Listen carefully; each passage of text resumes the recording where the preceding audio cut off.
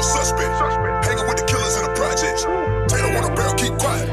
Catch a nigga slipping from behind. OG Bobby Johnson. OG Bobby Johnson. OG Bobby Johnson. OG Bobby Johnson. Put nigga out like an outbreak. Chopper start to make the house shake.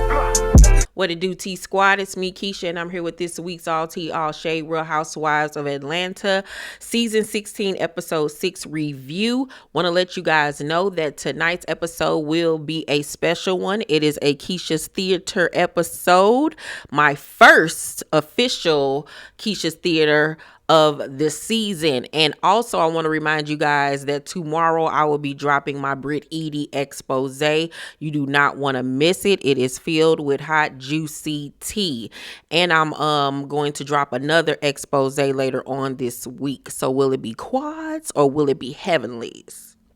Stay tuned. But let's get into this week's episode. So it begins 48 hours after the incident at Kenya's salon. And Brit says that she might lose her insurance license because of it, which I'm going to allege is all lies. I think that she'd been lost her license, but that'll be detailed in my expose. She says that as a teen, she let her boyfriend film her giving oral, and in her 20s, she did webcam work. So that actually confirmed one of the things that I talked about in my expose that you guys will see tomorrow. Brit.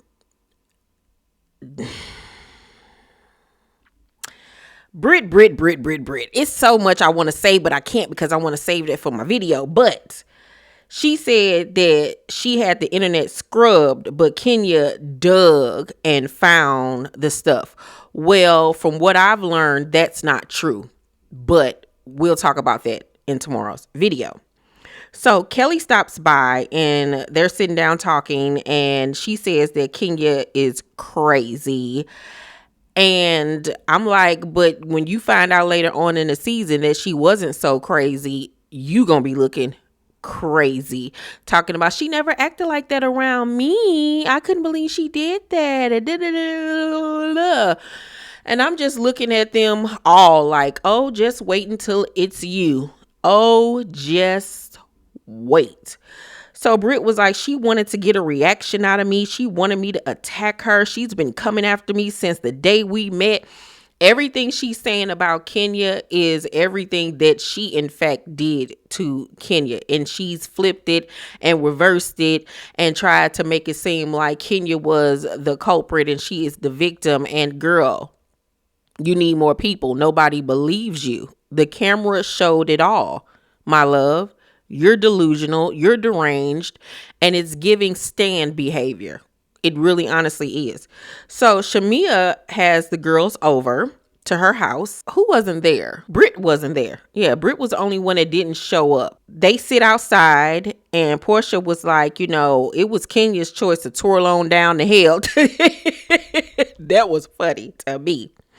So Kelli was like, I don't know if I could forgive her. And I'm just looking at Kelli like, you lint liquor. And the reason I like Kelli, but Kelli, you full of shit, because you were the only one that heard Brit say repeatedly that she had a pow pow. You were the main one who heard her say it. And I guess because y'all was friends, you was trying to have her back. But at the end of the day, right is right and wrong is wrong. And you should have told your friend that she was wrong. And you should have held her accountable. And you should have admitted that, yes, girl, you did say several times that you had a pistol on you. And then remember how she got on social media after the incident happened, talking about she's never owned a pow pow. She didn't have one on her that day. Take a look at this interview that she did shortly before joining the cast that disputes those claims. Yeah. Every time. And I keep my pistol with me always. Security that's at the gas station? I only go to gas stations that have security there. I only go to the same gas stations if I'm in the city. Yeah. And let me give credit to Giorgio Says. That's where I got that clip from. So once again, she has been shown to be a liar.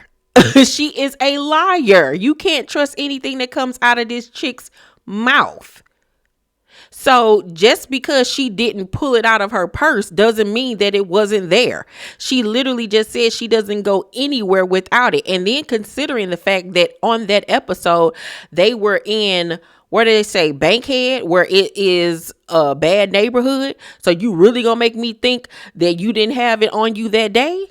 Like, okay, girl, okay. And so for the people who were saying she wasn't going to do anything for real, she was just talking or whatever, now seeing that, are your opinions still the same? You're hearing from a woman who says that she does not leave out the house without a pow pow. And then we saw her threaten a cast member with the same pow pow that she says she never leaves the home without. So that still makes it okay. And if Bravo hadn't seen that clip, now with that being out there as well, are they still going to act like what she did was a non-threat? It wasn't that serious? Angela then asked Porsha what she knows about her husband because it upset her. And Porsha was like, girl, I was just playing with you.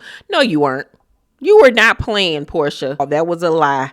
Now I see why her and Brit been hanging tough. Like new kids on block. Hanging tough. Doo-doo. Hanging tough. Like, yeah, because two birds of a feather are flocking together. Drew arrives late once again. I was like, what is up with Drew arriving late to everything this season? Like, that was never her in seasons before. I don't know if she's been trying to make grand entrances or something, but I'm like, okay. So Porsha says that Simon discarded her child, talking about PJ. Explain to me why she had this little girl calling that man Papa. She got a daddy. Y'all hadn't even been together, what was it, maybe a year when you married him, and you had your daughter calling this man Papa? And then you surprised that he ain't got nothing to do with her? He only been around her for 5 minutes. The hell? Talking about Pilar was asking where he is, and then she started fake crying. And I'm just looking at Porsha like, no wonder your acting career ain't really taken off, because where are the tears? Where are the tears? Where is your scooter? Where is your scooter? She does. Pilar just is asking about him, and y'all, I just don't know. Like, how can he do that? How? My daughter love him, y'all. She love him. It's just so hard. I can't believe you just abandoned my baby. And I'm looking at Porsha like, girl. And then here goes Shamia rushing over to her, hugging her. And I'm like, Shamia, move. God, dog, get up here coddling this fake ass heifer. That girl don't bit more care. So she talks about, she texted Simon and asked, and told him that Pilar been asking about him and that he read the text and didn't respond. No shit, Sherlock. That ain't his damn kid. You think he really cared? He got like 50 kids of his own. Like, please, Porsha. And they all rubbing on her. It's gonna be all right. It's gonna be okay. Girl, you wouldn't have been in this position if you would have been laying down with your co-star's husband. How about that? You wanted him, you got it, deal with it. So then we go to a scene with Kelli and her daughter doing yoga. And afterwards they sit down and she's going through her phone and she says that another article has come out about her ex-husband, where, you know, details about their divorce and their court cases and everything have come out. And she explains that her 3 youngest, who are his biological daughters, still think that he's in jail, but he's actually out of jail. And Kelli says that he made a statement saying that he's focused on his family and his girls. And she looking like, since when? Because I got a different story to tell. So Chloe says, I don't know why he keeps saying the 4 kids. He's not trying to get custody of me. He wants the other girls. He doesn't care for me.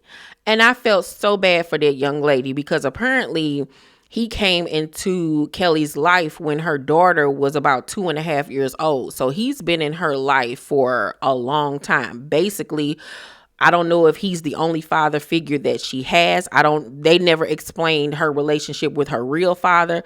But regardless, you have been in this little girl's life since she was 2.5, but he doesn't call her. He doesn't reach out to her or anything of the sorts. And now that's hurtful. That's sad for a man to be around a girl since she was a toddler. Okay. Up until she was a teenager. And then to be like, oh, well, she ain't my kid. You know what I'm saying? That I can see Kelli crying over. Not that bullshit that Porsha was over there crying about. Girl, Pilar ain't gonna even remember that man by next summer. Girl, bye. So Kelli says, I will hope that's not true. And Chloe was like, I've kind of just accepted it and moved on. And I just felt so bad for her. I really honestly did. And Chloe was like, I just don't know if I even want to get married because what if I end up like you? And I was like, damn, they got the sting. And you could tell Kelli was a little hurt by the statement, but she understood where her daughter was coming from because it's just like you fall in love with somebody, you think it's going to be forever. You have children with this person, you build a life, businesses, and then it ends so tragically with him threatening your life and going to jail and having to get restraining orders and all of this stuff. Like, who wants to deal with that? I wouldn't want to deal with it. I'd be scared too. So Drew is preparing to leave the house because it's Ralph's weekend. And as she's having breakfast or whatever with the kids, he comes upstairs to her surprise. And she was looking like, what you doing up here? Because apparently normally when it's her day to leave, he waits until she actually is out the door to come upstairs. Kids leave out the room and she says, actually I need to talk to you about something. My lawyer told me that you're supposed to call the exterminator and pay for it because she had already done so. And he was like, no, I'm not. No, I'm not. I'm not supposed to do that. And she was like, well, I have a lot on my plate right now, Ralph. And he was like, you don't have anything on your plate. I pay all the bills. And she was like, you know what? I'm not doing it. Nope, I'm not doing it. And so she leaves out. So she gets in the car waiting on her sister. And she was like, I'm so mad. I'm so upset and everything. And she was like, he never comes upstairs when it's my time to leave. He just always makes things so hard and so tough. My thing with Drew and Ralph and this whole situation is, it's like, is this real? I still have questions. Even though court work has been filed, don't mean that it can't be unfiled. I just don't trust them. Everything about them has been so theatrical since they arrived on this show. For all I know, this could be a whole storyline to keep her on this show because the last scene we saw, they was in the front yard talking and kikiing and we're fine with one another. Now she's acting like she about to have a mental breakdown because he won't pay the exterminator. It's just like, what is happening here? Like, none of it seems natural or authentic. I just don't get it. I really honestly don't. I don't. And I don't care to even hear about it or watch it. Angela joined Shamia at the studio, and I really like where their relationship is headed. They got off on a rocky start, but I'm loving the fact that they squashed it and are moving forward. And Angela tells Shamia, I'm sorry that, Porsha tried to act like she didn't know that was you singing and kept on saying that was Drew. And Shamia says, that hurt her feelings because you of all people know my voice. You know damn well there wasn't no damn Drew. And she says that she even confronted Porsha about it after the fact, and she was like, I'm sorry, like I really thought that was Drew. I did not know that was you. So Shamia said she was like, it is what it is. She accepted her explanation and moved forward. You can tell Shamia is one of them people that just, even when faced with the truth, and the truth might be negative or hurtful, that instead of facing it, she will try to disregard it just to keep things as they are. Because you can tell she does not want to lose her friendship with Porsha. But you can also see that she has been seeing the writings on the wall, but she just don't want to believe or accept that somebody that I've called my best friend and looked at like a sister since we were kids really don't like me. And they never really been my friend. And that got to be a hard pill to swallow. It really honestly do. And I feel so bad for Shamia. And no, they are not on speaking terms. I know people in the comment sections were saying they were just seen with each other. And yeah, they go to the same events, but they are not on speaking terms with each other at all. Angela says to her, I hope that as loyal as you are to her, the loyalty is reciprocated. And I mean, we've all seen that that's not true. So a producer asked Shamia to sing a little bit of the song, child, that she just put out, Never Had, which is actually a really good song. It really honestly is. And she sounds really good on it. And she gets to sing it, child. And they just told her to sing a little bit, meaning like the chorus. This child is saying the whole dang on song. And they was like, okay, Shamia, we said a little bit. She was like, no, y'all gonna get this song. Shamia was like, I'm taking every opportunity I can on this show. I don't know if I'm going to get a peach again, child. I'm about to promote. Love that for her. So then Shamia in her confessional says, I don't understand how basically Porsha could have thought that was Drew singing. She was like, she can't hit them notes. And I was like, ooh, shade. Now, y'all know that this season, Shamia and Drew gonna start beefing. But it seems like, from what I'm seeing, Shamia is the one throwing shots at Drew first. So it seems like Shamia might be the starter of their beef, but we shall see. So Drew joins them in the studio and she makes a comment about how her album's royalties is going to help pay for Pilar's college fund. And Shamia was like, well, her college fund is already paid. She didn't like the shade that she was throwing or whatever. And she was like, okay, well, it might help with some snacks or something, or whatever. And I'm looking like, Shamia, you stay sticking up for your homie. And it's cute. She reminds me a lot of Jayla and Natalie. Shamia and Porsha are Jayla and Natalie, but a little bit older. That's all that is. And she is, in fact, Jayla. Okay. Brit mama comes over to her house to check on her. She's still acting like she's a martyr. Oh, woe is me. I've been exposed online and I just can't live. Somebody help me. And it's like, oh God. So Brit says that, she spoke to her sister Tiana, who she has not spoken to in a few months. And her sister, has been supporting her. And that also says a lot that you ain't been speaking to neither one of your sisters in months. Yeah, everybody got problems with you. You might need to take a look in the mirror and realize that you're the problem. She don't have a solid relationship with her sisters. She does not have solid relationships with women. She's not a girl's girl. She doesn't have female friends. And you see why. Like, the writing is on the wall. She says that, she's been dealing with hate her whole life and she's so sick of it, which is another thing that will be discussed in my video tomorrow. And she tells her mama that moving forward, she's going to be classy and she's going to handle herself with class. And literally in this episode, she debunks that theory. Porsha and Shamia link up and Shamia wants to talk to Porsha about their relationship because it's kind of, a little murky, but she feels like now is not the time. And they get to talking about, how Angela always going places with this fan because, she's perimenopausal or whatever. And they was laughing about it or whatever. And we find out that Kelli has been calling Angela Miss Netta. Because of the way she say her husband Charles' name. And I said, y'all ain't shit for that. Okay. That was funny. So Porsha goes on to tell Shamia that she heard that Drew wanted to film with Dennis after they'd had their conversation and that he didn't do it. But production shows us that after she confronted him on that episode when they was in her car, and she said to him, don't let her find out that he's continued to film with Drew.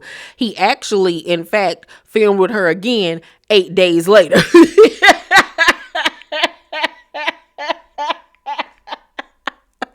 So she's sitting there all confident, telling Shamia, like, yeah, he ain't do it. Like, he ain't do it. Like, she got him in check. He listening. He ain't filming with her no more. Like, And in all actuality, this man's still filming with that girl. Let me tell y'all something. I love Dennis. Dennis is hilarious. His read's been funny this season. He been shady.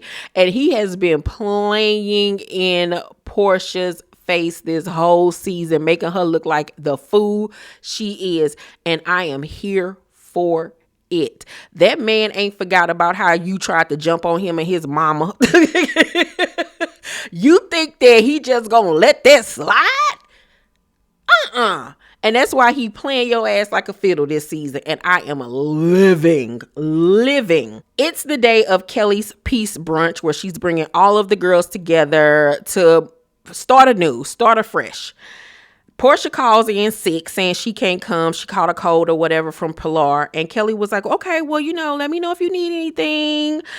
Take everything, girl. Just don't take nobody else's man. This bitch is funny. Love it. So all the ladies arrive and they sit down, and Brit catches an attitude when she finds out that the other ladies have spoken to Kenya since the incident, and she doesn't like that because she feels like, why in the hell are y'all talking to her? And her mood immediately changed. And now it is time for what you've been waiting for. A new episode of KEISHA'S Theater.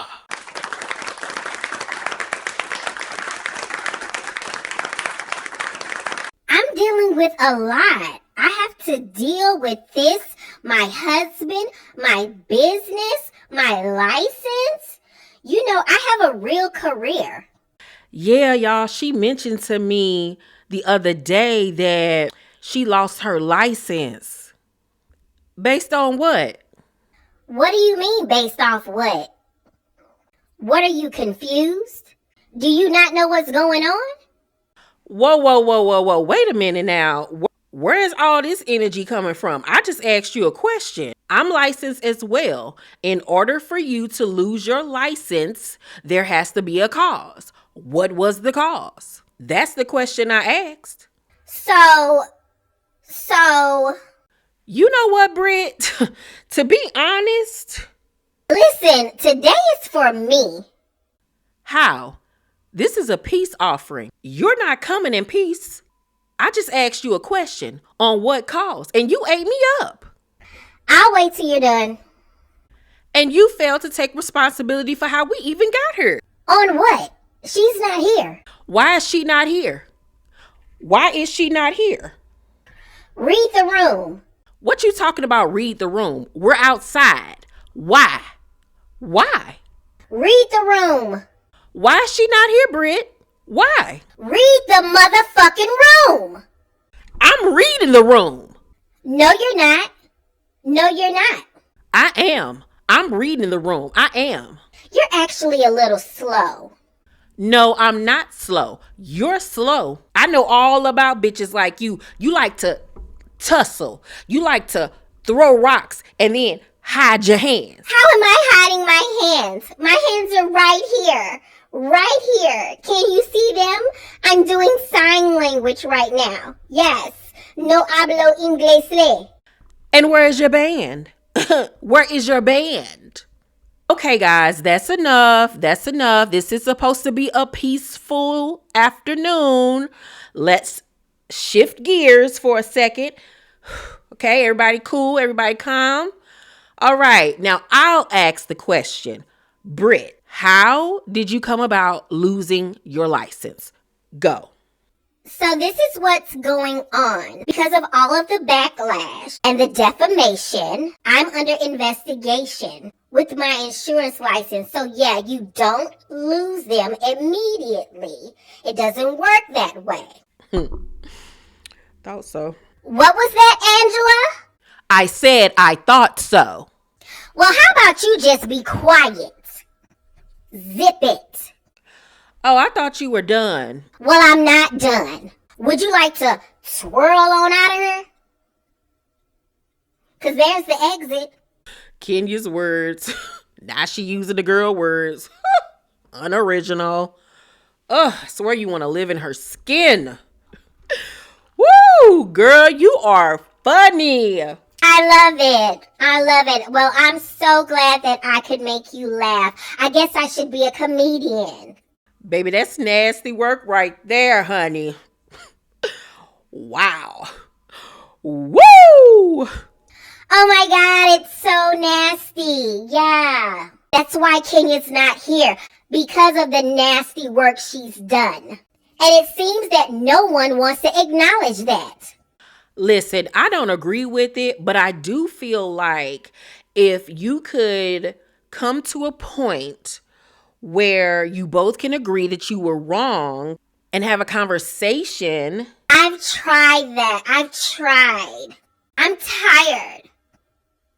My reputation has been defamed. And I don't know if I will be able to ever come back from this, you guys. Like, this is serious. Can't you see I'm crying? I can barely breathe through my nose right now. That's how upset I am. And you guys are just gonna sit here and drink your freaking lemonade and your lemon pepper wings and act like nothing is wrong? She hurt me.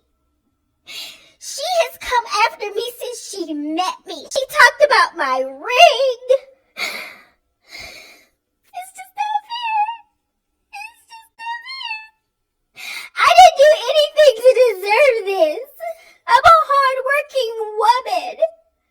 It's not my fault that I got the milkshake that all the boys want to come to the yard for. I mean, sue me, why don't you? Sue me for being hot. Sue me for being hot. I didn't want to be a single lady anymore, okay? So get off of my back, girls. Gosh, Karen, you're so stupid.